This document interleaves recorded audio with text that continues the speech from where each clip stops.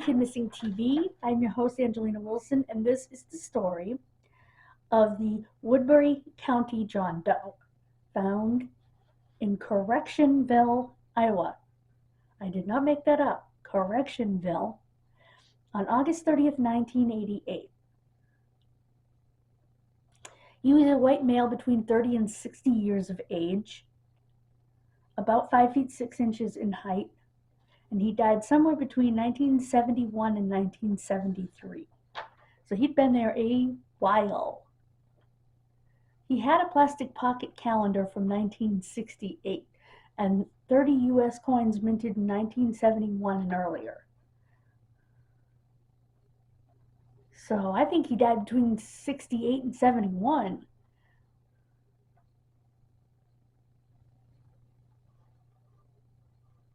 And he had a gym bag that had 2 razors, a styptic pencil, and a shaving brush. Okay, for those of us in a younger generation, let me explain what that is. Everybody knows what a razor is.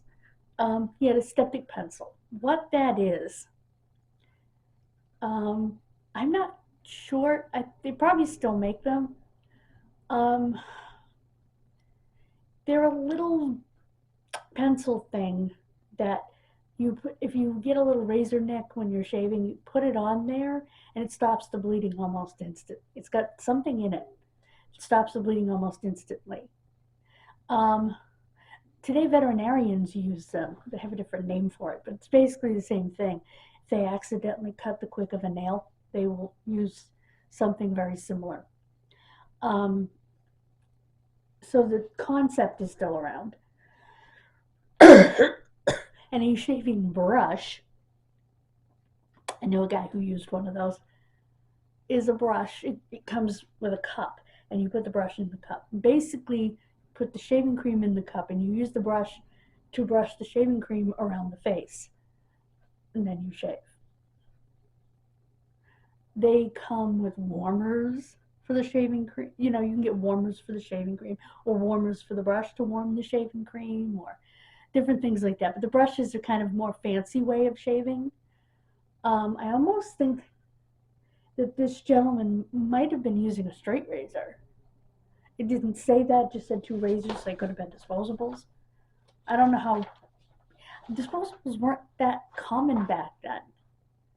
Even when I was growing up, my father had a razor, a heavy all-metal razor with a handle, and he would just change out the blades. And then he had an extra blade box that he would put the blades in. Although back in the day, in the bathroom of old homes, you'll see a little slot in the medicine cabinet. And that slot was to put the old razors in, and they would fall down into the wall. The old blades, and they would fall down into the wall. It's honest to goodness how it was done. So if you were to tear out that bathroom, you'd find a bunch of razor blades in the wall. That sounds safe, doesn't it? But that's how they did it back then. So I think he died between 68 and 71. So his postmortem interval would be 13 to 18 years. They don't know how he died. He was found in a roadside ditch.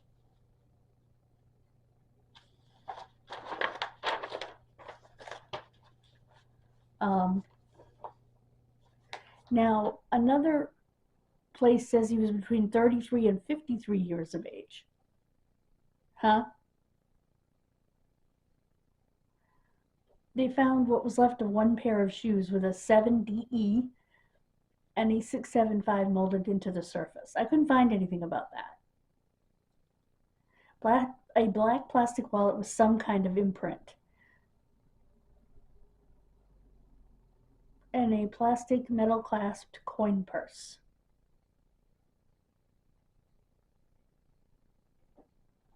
An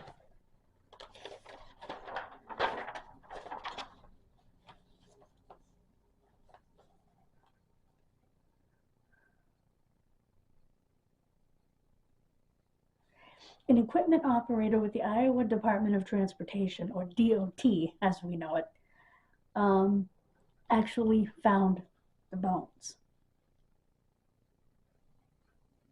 Now, the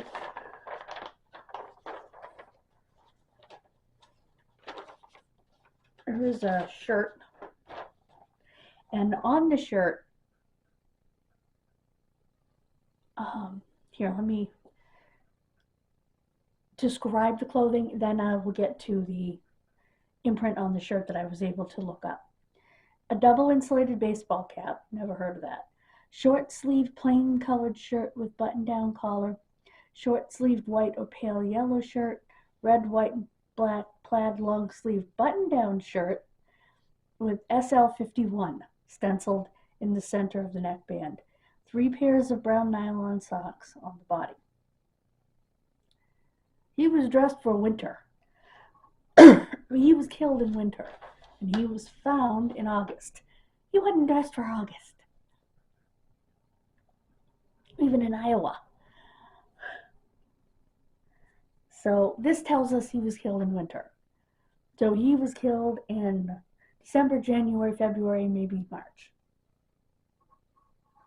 We know this by the clothing and the layers of clothing he was wearing. Now, I was able to find that SL51 likely refers to soft lock SL51, a type of woolly polyester thread which can be used for embroidery, particularly in a creative context like crewel embroidery, CREWEL. I'm not sure what that is. It's also commonly used for rolled hems and serger applications, such as in the upper and lower loops of a serger machine.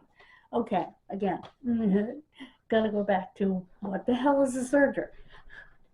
A serger is a type of sewing machine, but it's heavier, it's embroidered, and it usually has like 4 different spools across it, in the little things across it and threaded into it. So it's a little more advanced, or a lot more advanced sewing.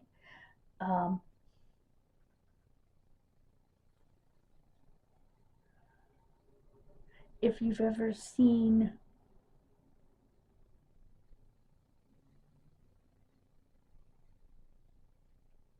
like they said, those hems that are thick and rolled like they described, that's done on a serger. That's not done by hand. I can't imagine why a flannel shirt, unless it has a thick rolled hem on the bottom. That's possible. But it was stenciled on there, which is strange, but that's all the information that I could find on that. Again, we don't have an eye color, hair color, anything like that, because he's been dead for years. So we have bones.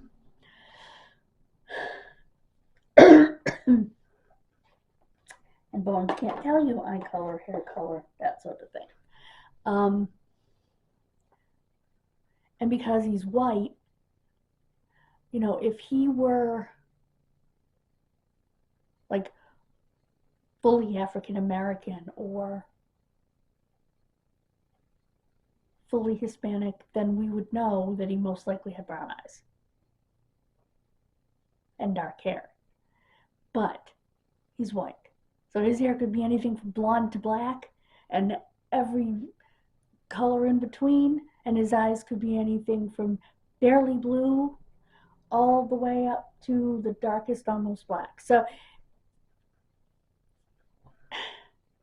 that's the only thing about him being white, is that it changes the game in terms of that, because there's so much more diversity in hair, eyes, that sort of thing.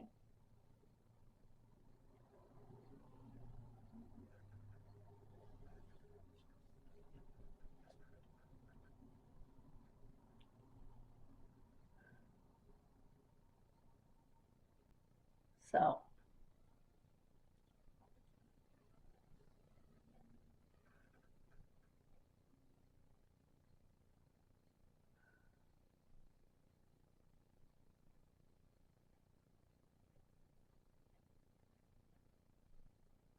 Some people who are unthinking will say that people of an African American descent, quote unquote, all look alike.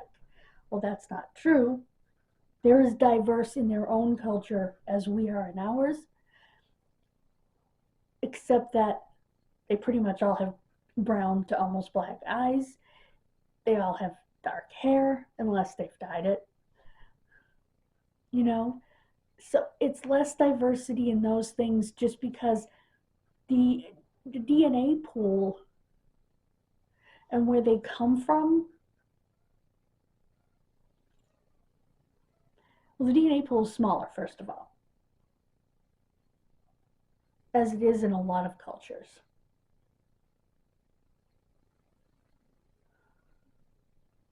They do have diversity in depth of skin color and stuff like that, depth of eye color, but that's, overall though, like if you go to Africa, they're all dark, they all have dark hair, dark eyes. That's just, you have to remember that was God's protective mechanism. So many people say so many rude things about people with a darker colored skin. God gave them that skin to protect them. And what do I mean by that? Well, they live in a sub-Saharan, just below the equator or right on the equator environment. Very hot, very sunny, very dry. You need that skin to survive. If they were my color, I'd roast. And I'd have skin cancer. I would literally roast because I would burn so severely. And then I'd have skin cancer by the time I was, 20. So that is the reason that the good Lord chose to give them darker skin, to protect them from their environment. It's that simple. It's nothing bad. Nobody's not equal to anybody else. Everyone's equal. They're the same as us. They're human beings, same as us. He just gave them darker skin because of where they fall on the planet. Just like people in Asia have extremely light skin. They have a pretty mild environment where they live.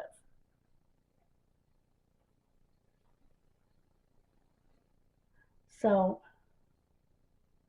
but they do have dark eyes for the most part.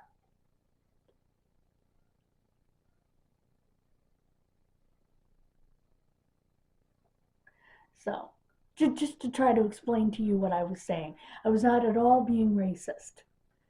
I don't believe in that crap that says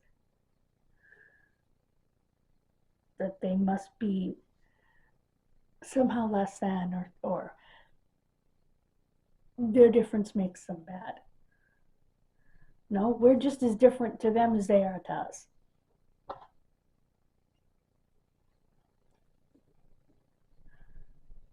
It makes no difference. It is like I said, a protective mechanism that was very important. It still is very important for a lot of peoples on this planet.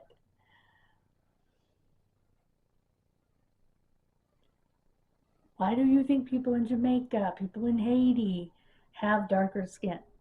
Protection. People who are Hispanic that live in hotter environments have darker skin. Again, protection.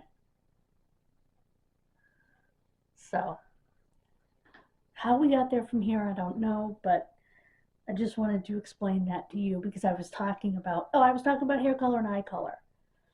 And how, because this man was white, there's more diversity in terms of what color his hair could be, what color his eyes could be, versus an African American person where there'd be less diversity in those specific things. And I wanted to explain this wasn't racist. That's where we were going.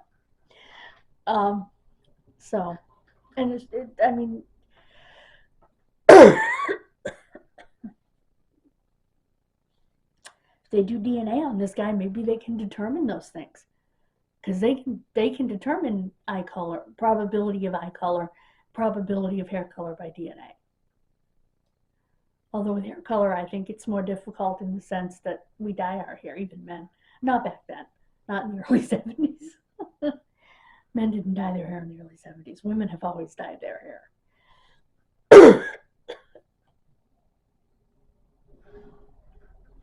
So, but you could definitely determine those things by DNA, which would help out with a drawing. I don't know if there's a drawing of him or not. We also don't know whether he had facial hair. That's something with a woman, you can be pretty sure that if she does, she's getting rid of it. I mean, we all do that. Um, all I can say is thank God for flawless, because waxing was miserable. And unfortunately, the darker the hair in your head, the darker the hair that you get on your face as a woman due to hormones. So, trust me, I know this firsthand. Um, so, yeah, that makes it easier when doing um, a drawing of someone. But each person, no matter what color their skin, is an individual and has individual characteristics and features. I do want to make that clear. Just certain ones translate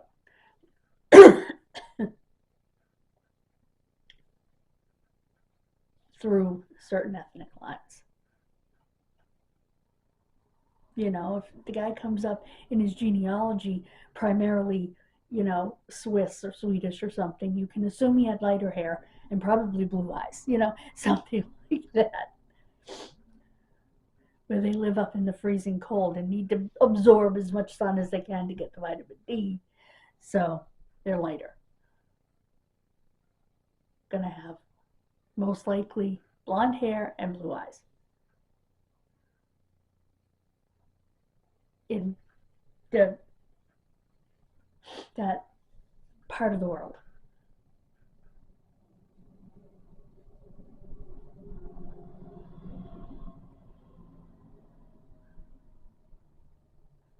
So that was my only point.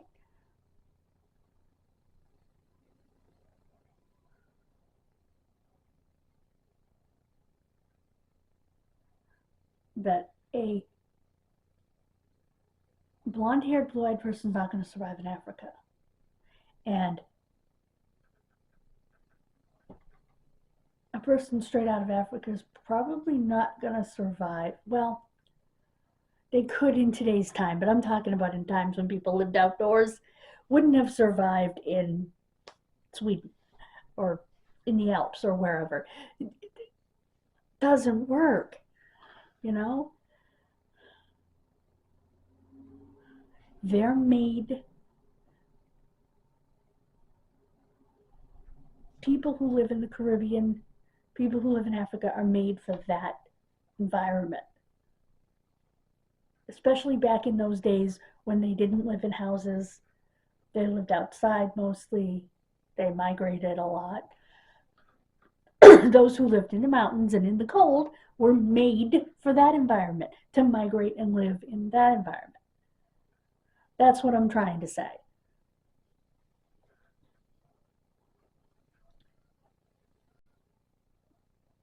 So they had lighter skin, lighter hair,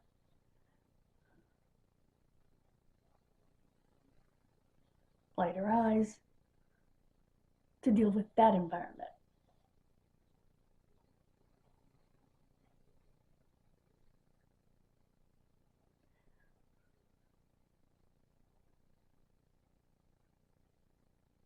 So because we have all different environments in this world, and that's why we have all different people. God gave us the tools to deal with whatever environment He chose to place us in. Now, you can believe or not believe, that's entirely fine. Just be nice in the comments. God bless you. Have a wonderful rest of your day, and I'll see you next time.